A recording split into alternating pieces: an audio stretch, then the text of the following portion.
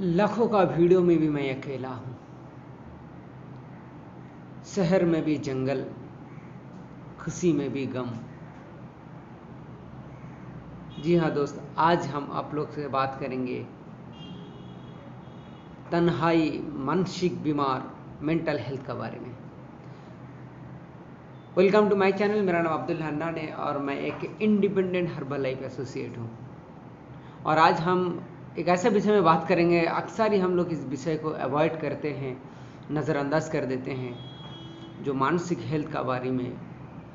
क्योंकि हम ऐसे एक दुनिया में आज बास कर रहे हैं जहाँ सक्सेस, जहाँ बहुत सारे पॉजिटिव ये सारे बात किया जाता है और फिज़िकल हेल्थ का ऊपर बहुत ज़्यादा से ज़्यादा, शायद जहाँ हमारे हेल्थ का बात आता है ज़्यादा से ज़्यादा हम लोग फिज़िकल हेल्थ का बारे में बात करते हैं और एक्शन भी लेते हैं, काम करते हैं। लेकिन कहीं ना कहीं हम एक जो सबसे ज़्यादा अंदाज करने वाले या सबसे ज़्यादा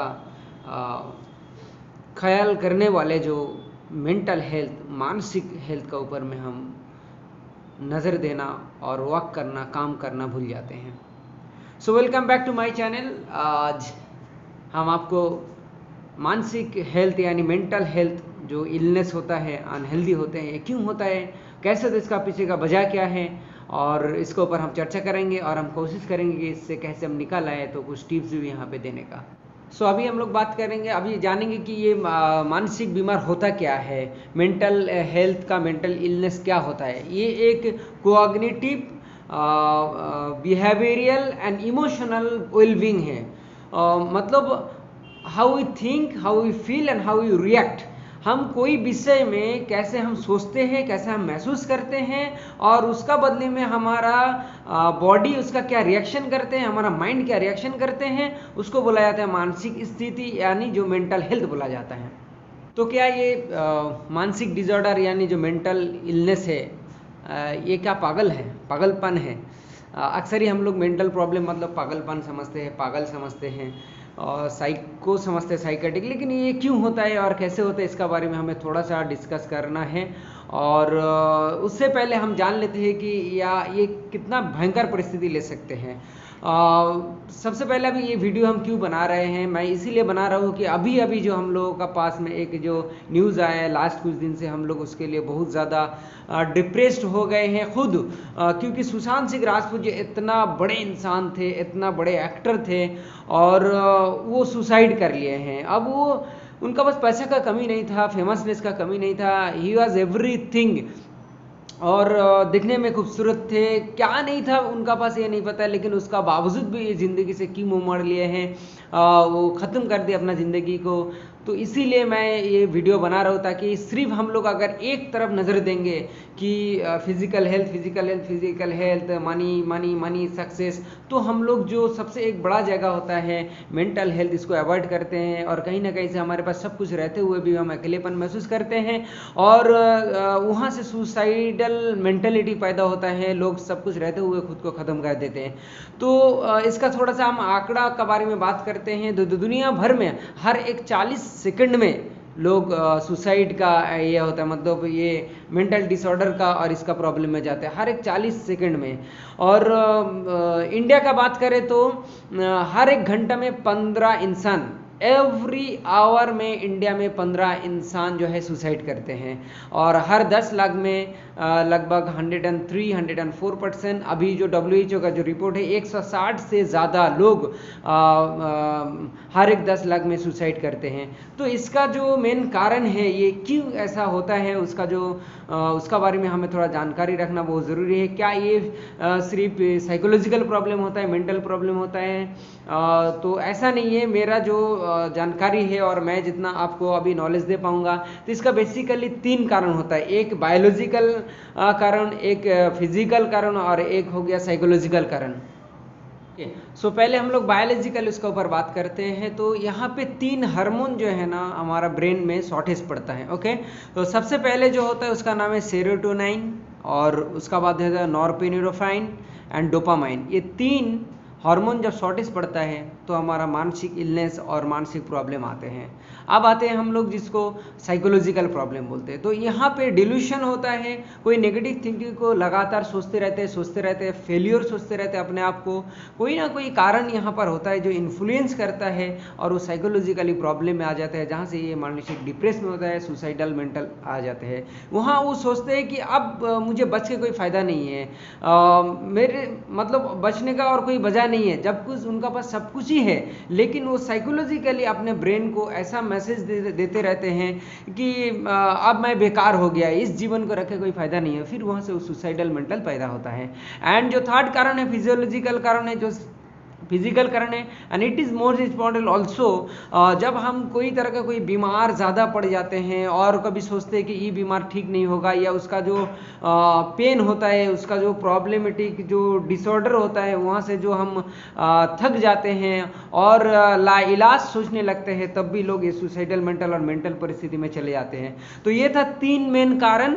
अब हम लोग बात करेंगे कि ये डिसऑर्डर क्या क्या सिम्टम दिखाई देता है। तो सबसे पहले जो सिम्टम दिखाई देता है that is mood disorder. Mood को हमेशा स्विंग करता है, कभी हम अच्छा मूड में रहते हैं, कभी थोड़ा सा मूड लो हो जाते हैं, कभी ज़्यादा बहुत इमोशनली हम गुस्सा हो जाते हैं, कभी हम बहुत हंसने लगते हैं। तो ये मूड डिसऑर्डर इसको बोला जाता है, जहाँ पे लोग हमेशा मूड स्विंग होते रहते हैं। So one of the symptom है, वन ऑफ द मतलब ये है, दिखाई देते हैं कि ये मूड डिसऑर्डर। नंबर 2 में हो गया एंग्जाइटी, जहाँ पे आपको गुस्सापन रहेगा, जहाँ पे आपको नींद सही से नहीं होगा, जहाँ पे आप हमेशा एंग्री, एंग्जाइटी और मतलब आपको अच्छापन नहीं महसूस होगा, ऐसा परिस्थिति रहते हैं।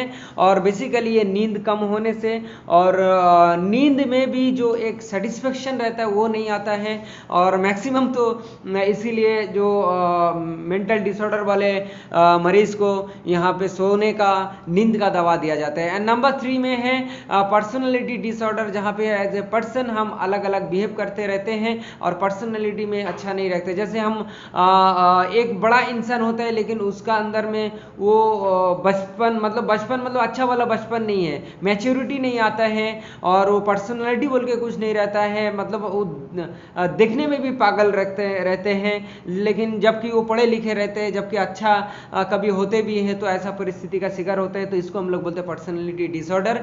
एंड इसका बाद होता है साइकाटिक, जिसमें कोई एक विषय में वो उसको सोचते रहते हैं यही सही है, और उनका मन जो बोलता है वो उसको करते रहे, चाहे वो नुकसानदायक क्यों ना हो, चाहे वो नेगेटिव क्यों ना हो।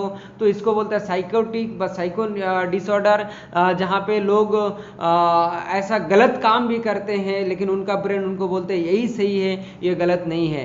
और उसका बाद में जो आता है दैट इज ईटिंग डिसऑर्डर। कभी कभी ऐसा होता है कि आपको बहुत ज़्यादा खाने का ये हो जाते हैं, बहुत ज़्यादा खाते रहता है, या एकदम बिल्कुल खाना उठा देते हैं, तो it is called eating disorder. And इसका बाद होता है ट्रॉमेटिक डिसऑर्डर। तो पोस्ट ट्रॉमेटिक डिसऑर्डर डिजीज, तो ये भी एक खतरनाक है। कभी कभी अचानक आपका साथ जब कुछ हादसा हो जाते हैं, कुछ अचीवमेंट रहता है और आप कर नहीं पाते हैं, या आपका ऊपर कुछ दुर्घटना घटते हैं, कहीं आपका एकदम करीब वाले इंसान आपसे बिछड़ जाते हैं। कभी कभी इसको जैसे हम लोग लाभ प्यार में रहते हैं और आपका जो है ना अचानक आपका जो प्यार करने वाले लोग आपको धोखा देते हैं, रिलेशन बिछड़ जाते हैं, या कभी कभी ऐसा भी होता है कि अनएक्सपेक्टेड आपका था कि ये तो मेरा साथ ऐसा कर ही नहीं सकता है और आपका साथ हो गया। कभी कभी हम लोग भगवान को देखते, भगवान मेरा साथ ऐसा क्यों किया है, तो ऐसा दुर्घटना से, और कभी बम ब्लास्ट में, कभी कुछ मतलब बड़ा सा कोई एक आपका साथ हादसा होता है और वहाँ पे आप पोस्ट ट्रॉमेटिक डिसऑर्डर में चले जाते हैं, वहाँ से मानसिकता बिगड़ता है, और कभी कभी ये भी सुसाइडल मेंटालिटी बन जाते हैं कि ऐसा नहीं होना चाहिए था, ऐसा क्यों हो गया है। एंड फाइनली जो होता है ना सब्सटेंस अब्यूज़, ये बेसिकली ये ड्रग डिसऑर्डर होता है। जब हम लोग कोई ड्रग लेते रहते हैं, कंटिन्यूस लेते रहते हैं, और उसी से वो हो जाता है, ड्रग का नशा छोड़ने से या नहीं छोड़ पाते, या ज़्यादा से ज़्यादा लेने से ड्रग ड्रग का जो नशा, मतलब नशा में से नशा, नशा से नशा, और वो बाद में ये एक डिसऑर्डर बन जाते हैं और ये मेंटली परेशानी में चले जाते हैं। तो ये था 5 6 7 ऐसा जो परिस्थिति जो है हम देखते हैं ये डिसऑर्डर क्यों होते हैं।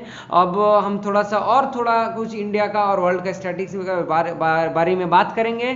दुनिया भर में 450 मिलियन लोग मानसिक डिसऑर्डर में हैं। 450 मिलियन, अब अंदाजा लगाओ, मतलब 4.5 करोड़, राइट। तो इतना लोग मानसिक डिसऑर्डर में रहते हैं और इंडिया को दुनिया का सबसे ज़्यादा थके और मतलब डिप्रेस देश बोला जा रहा है। सो एज ए इंडियन हमारे पास जो एक आवश्यकता है, as a health coach, as a fitness coach, हम लोग अगर लोगों को मानसिक हेल्थ के ऊपर में भी थोड़ा सा विचार करें तो शायद हम कुछ लोगों को ऐसा परिस्थिति से निकाल ला पाएंगे, बचा पाएंगे। तो इस वीडियो में इतना ही तक। मुझे और भी कुछ अगर आपसे बात करना है तो हम आपको आगे में बात करेंगे। Thank you very much.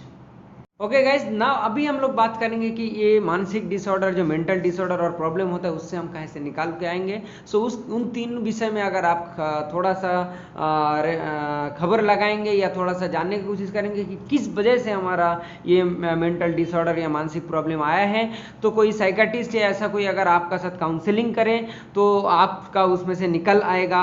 अगर ये डोपामाइन या वो जो 3 हार्मोन का हम बात किए हैं उसका कमी से हो रहे हैं, तो उसका कुछ जो ड्रग होता है वो अगर रेगुलर कंटेंट में अगर आपको दिया जाए तो वहाँ से निकल आएंगे।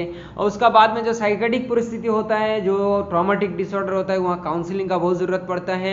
लेकिन सबसे अच्छा काम मेरा इसमें से, मेरा कहने पे मेरा दृष्टिभंगी से है, ताकि वो मेडिसिन का साथ साथ काउंसलिंग दोनों होना चाहिए, लेकिन थर्ड पार्ट को भूलना नहीं चाहिए, दैट इज़ फिजियोलॉजिकल प्रॉब्लम, यानी जो फिजिकल प्रॉब्लम होता है। अगर आपका शरीर में कुछ बीमार का वजह से, कुछ ऐसा डिजीज़ का वजह से हो रहे हैं, फिजिकल आप ज़्यादा मोटापन हो गए, ज़्यादा दुबलापन हो गए, मतलब आप सामाजिक तरह से भी अगर ऐसा आप सोच रहे हैं तो उसका ऊपर में विचार करना और काम करना बहुत ज़रूरी है।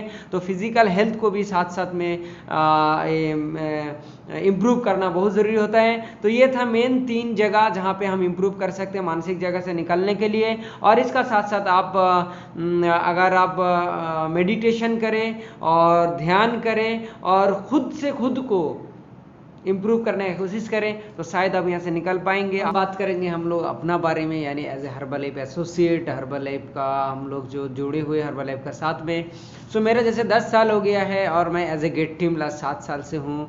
सो कभी कभार अगर हमेशा हम लोग ट्रेनिंग पे रहते हैं, मोटिवेटेड रहते हैं, thanks to our all the coaches and upline जो हमें हमेशा मोटिवेट और एजुकेशन और इंस्पिरेशन देते रहते हैं।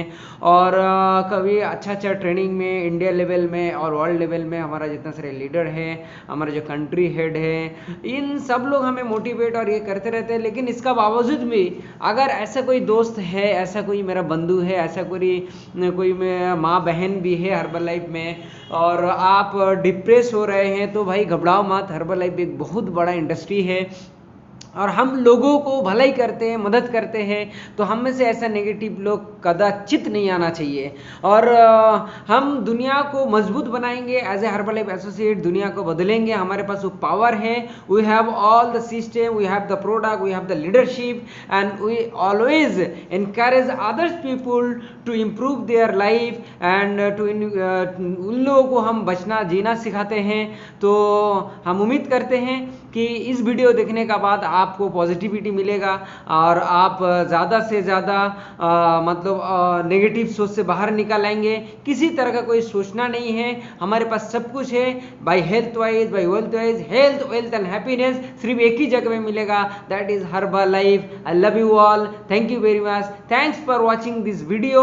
और ऐसा अगर कोई है या नहीं है तो भी आप अपना डाउनलाइन को, अपना साथी को ये वीडियो ज़रूर आप शेयर करो और सब्सक्राइब करो मेरा चैनल को।